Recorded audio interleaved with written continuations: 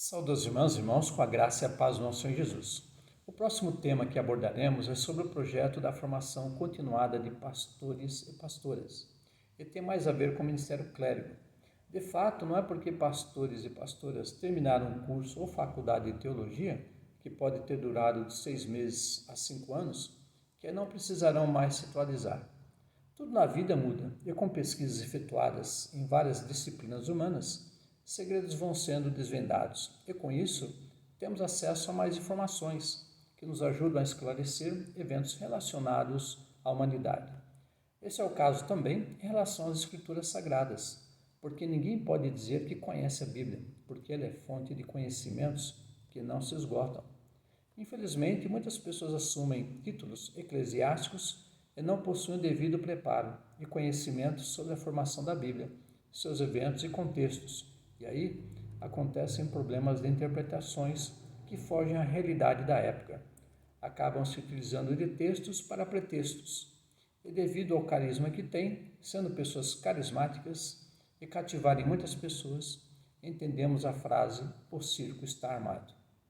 Há quem pensa que quem deseja se tornar líder de uma igreja precisa apenas de boa vontade e disposição, que o resto vem. Mas não é bem assim. E assim se ouve muita bobagem. Jamais esquecerei de algo que meu ex-pastor, já falecido, Everton Rosário, nos falou num estudo bíblico. Ele ia para o trabalho e passava próximo da Estação da Luz quando um pregador lhe chamou a atenção. Ele parou para ouvir e, após ele ter terminado a pregação, perguntou-lhe onde estava na Bíblia o que ele mencionara. E o pregador lhe mostrou. E ele ficou impressionado com a falta de conhecimento desse pregador, que de uma forma fez com que seus ouvintes também acreditassem no erro que ele pregara. Mas o que esse pregador falou e que era um erro? Em sua pregação, ele disse que Jesus era músico. E o texto que ele usara era o de Lucas 7, 12 a 14. E quando chegou perto da porta da cidade, eis que levava um defunto, filho único de sua mãe, que era viúva, e com ela ia uma grande multidão da cidade. E vendo-a, o Senhor moveu-se de íntima compaixão por ela, e disse-lhe: Não chores. E chegando-se, tocou o esquife, e os que o levaram pararam. E disse: Jovem, a ti te digo, levanta-te. E o que fora defunto assentou-se e começou a falar. Dessa forma, ele disse que Jesus era músico porque tocara o esquife. Por não saber que o esquife era tipo um caixão de defunto, ele associou tocar o esquife como produzir som com o contato de suas mãos e não o ato de pôr a mão no caixão para fazer o cortejo parar. E por aí vai. Temos em Gênesis 6, versículo 14 a 16, um relato que menciona Deus como o primeiro a ensinar algo a alguém. Vejamos. Faze para ti uma arca de madeira, de gofer, farás compartimentos na arca e a betumarás por dentro e por fora com betume. E desta maneira farás: de 300 côvados o comprimento da arca, e de 50 côvados a sua largura, e de 30 côvados a sua altura. Farás na arca uma janela, e de um côvado a acabarás em cima. E a porta da arca porás ao seu lado. Far-lhe-ás andares baixos, segundo e terceiro. Pelo relato, Deus explica como deveria ser feita uma arca para salvar sua família e animais, e que materiais utilizar na construção e vedação, para evitar infiltração e apodrecimento da madeira. Temos assim uma obra de engenharia naval, tendo Deus como professor do aluno Noé. O próximo relato bíblico sobre ensino é o de Êxodo 12, 24 a 27. Portanto, guardai isto por estatuto para vós e para vossos filhos para sempre. E acontecerá que, quando entrardes na terra que o Senhor vos dará, como tem dito, guardareis este culto. E acontecerá que, quando vossos filhos vos disserem: Que culto é este? Então direis: Este é o sacrifício da Páscoa do Senhor, que passou às casas dos filhos de Israel no Egito, quando feriu aos egípcios e livrou as nossas casas. Então o povo inclinou-se e adorou. Nesse ensino, é ensinado que esse evento deveria ser ensinado e perpetuado para gerações posteriores, sobre como o povo de Israel foi liberto da escravidão do Egito. Assim, deveria haver um compromisso de quem ensinava e de quem aprendia para edificação e compreensão.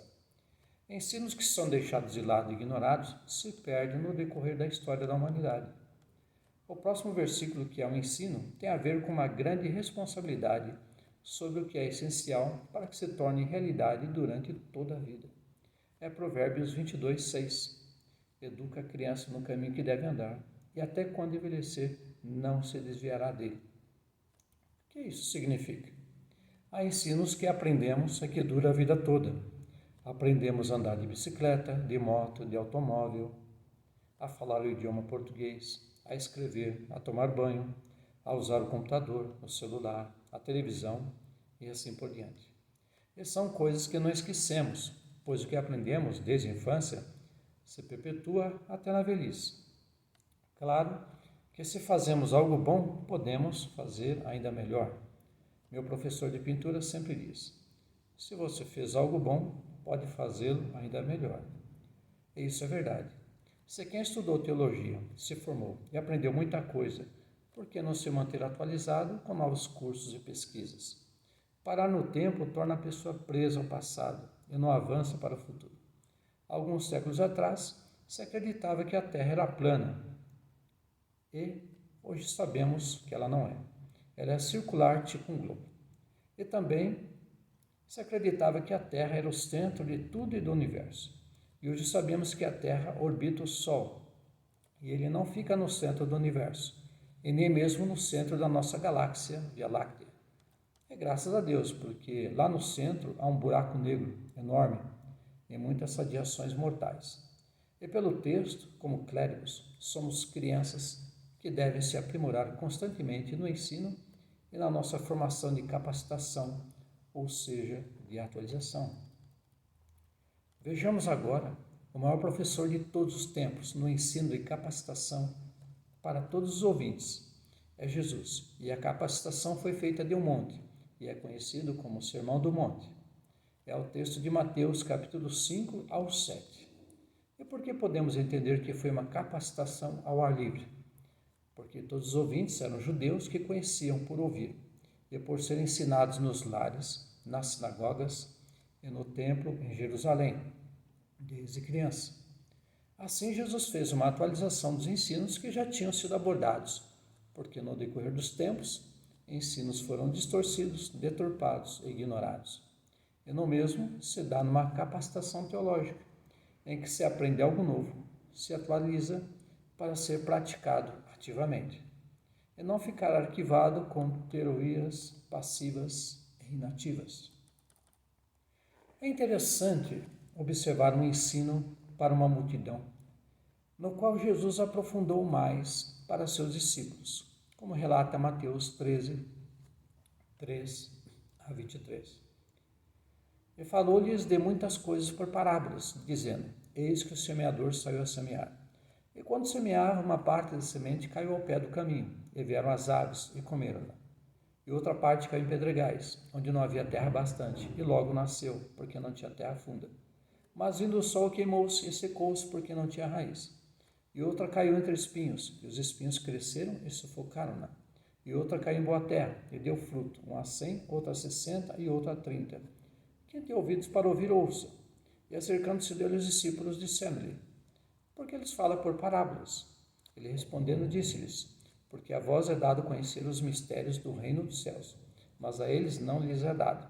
Porque aquele que tem se dará e terá em abundância, mas aquele que não tem, até aquilo que tem lhe será tirado. Por isso lhes falou por parábolas, porque eles vendo não veem, e ouvindo não ouvem nem compreendem. E neles se cumpre a profecia de Isaías que diz: ouvindo ouvireis, mas não compreendereis, e vendo vereis, mas não percebereis. Porque o coração deste povo está endurecido, e ouviram de mau grado com seus ouvidos, e fecharam seus olhos, para que não vejam com os olhos, e ouçam com os ouvidos, e compreendam com o coração, e se convertam, e eu os cure. Mas bem-aventurados os vossos olhos, porque veem, e os vossos ouvidos, porque ouvem. Porque em verdade vos digo que muitos profetas e justos desejaram ver o que vós vedes, e não ouviram, e ouvir o que vós ouvis, e não ouviram. Escutai vós, pois, a parábola do semeador. Ouvindo alguém a palavra do reino, e não entendendo, vem o maligno, e arrebata o que foi semeado no seu coração. Este é o que foi semeado ao pé do caminho. O que foi semeado em pedregais é o que ouve a palavra, e logo a recebe com alegria. mas não tem raiz em si mesmo. Antes é de pouca duração. E chegada a angústia e a perseguição por causa da palavra, logo se ofende. E o que foi semeado entre espinhos é o que ouve a palavra, mas os cuidados desse mundo e a sedução das riquezas sufocam a palavra e fica infrutífera. Mas o que foi semeado em boa terra é o que ouve e compreende a palavra e dá fruto. E um produz 100, outro 60 e outro 30. O que temos nesse relato é a ação de Jesus em aperfeiçoar a compreensão de seus discípulos. Para a multidão, ele trouxe um ensino baseado numa tarefa cotidiana relativa à lavoura no campo. Mas, para seus discípulos, foi trazido o ensino além para capacitá-los, aperfeiçoando o entendimento que já tinham.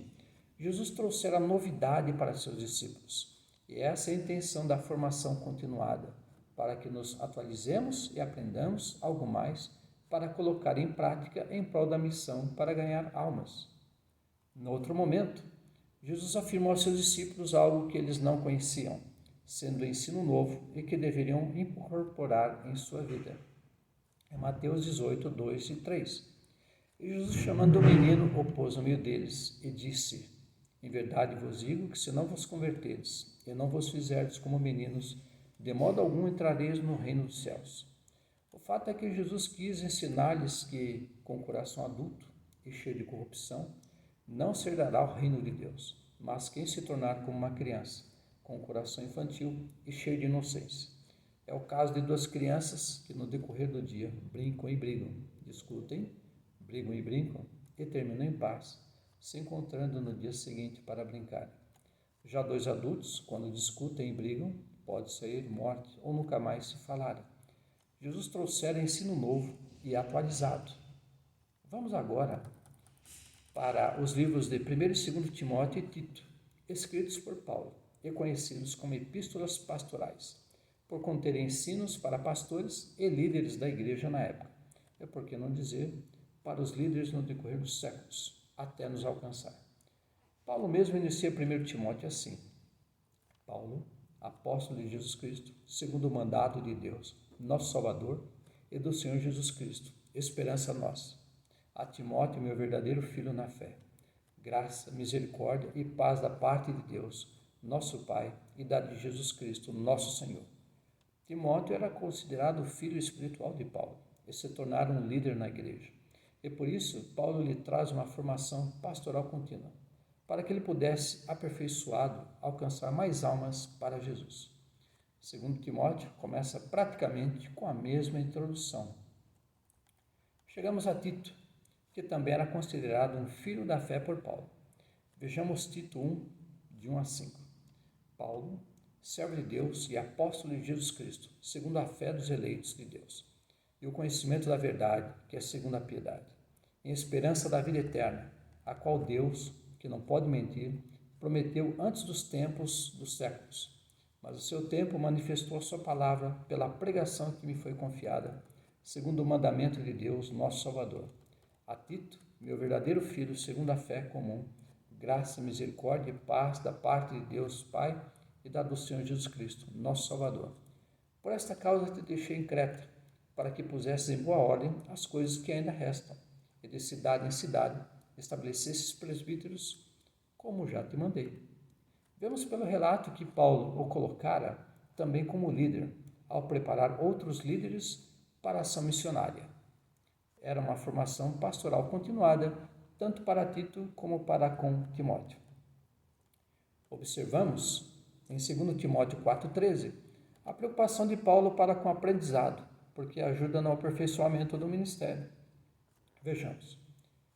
Quando vieres, traz a capa que deixou em Troade, em casa de capa, e os livros, principalmente os pergaminhos. Paulo era muito inteligente e, mesmo com toda a bagagem que tinha, dava importância a uma atualização contínua. Isso fica claro quando ele pediu que lhe fossem trazidos literaturas para que ele pudesse ler e também compartilhar com outras pessoas presentes. É um teólogo que não parou no tempo e se manteve ativo com suas leituras para se manter atualizado. Um Paulo sábio que aprendia e se atualizava. Ele mesmo tinha estudado com o suprassumo em sabedoria da época, Gamaliel. É o que ele afirmou em Atos 22, 3. Quanto a mim, sou judeu, nascido em Tarso da Cilícia, e nessa cidade criado aos pés de Gamaliel, instruído conforme a verdade da lei de nossos pais, zelador de Deus, como todos vós hoje sois. Esse Gamaliel é o mesmo relatado em Atos 5,34, que praticamente defendeu Pedro e os apóstolos que estavam com ele, deixando-os ir embora. Mas levantando-se no conselho um certo fariseu chamado Gamaliel, doutor da lei, venerado por todo o povo, mandou que por um pouco levassem para fora os apóstolos.